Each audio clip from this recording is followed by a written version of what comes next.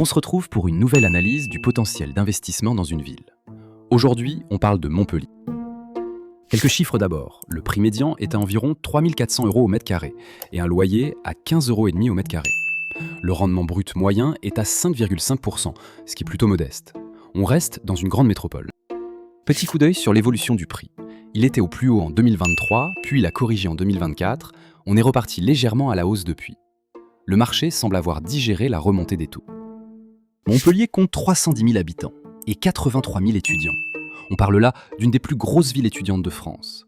Plus d'un habitant sur 4 est sur les bancs des facultés. 67% des logements montpelliérains sont loués et la ville est classée en zone A, celle des marchés tendus. Les loyers n'y sont pas encadrés malgré une tension grandissante. Je vous parle maintenant rapidement de quelques projets de la ville. Premier point intéressant, la ligne 5 du tramway a ouvert fin 2025. Elle relie l'université Paul Valéry et le CHU au quartier de l'Ouest. Une piste d'investissement, le studio meublé près d'une station loué à un soignant. Deuxième point, dans l'Écusson, le centre historique, la ville aide à rénover les logements anciens, en échange d'un loyer plafonné. On peut imaginer un grand appartement remis à neuf, puis loué en colocation à des étudiants. Point de vigilance, dans l'Écusson, à Antigone et autour de la gare Saint-Roch, la métropole a plafonné les meublés touristiques. L'autorisation ne dure que 4 ans et une résidence principale ne doit pas se louer plus de 90 jours par an. Au nord-ouest, la Mosson, Celle-Neuve et les Cévennes sont classés quartiers prioritaires. Le tramway y passe, mais les impayés y sont fréquents et la revente est plus compliquée qu'ailleurs dans la ville.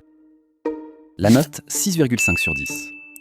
8,8 en démographie, 8,4 en attractivité, mais seulement 4,8 en économie, dominée par certains secteurs précis. Le risque est moyen, 5 sur 10. Notre application permet de simuler précisément rendement, cash flow et fiscalité de votre projet locatif. Vous pouvez générer des rapports et prévisionnels comptables avancés. N'hésitez pas à la tester via notre lien en bio. Retrouvez mon analyse complète sur Montpellier via le lien en bio et dites-moi en commentaire quelle ville vous voulez que j'analyse ensuite.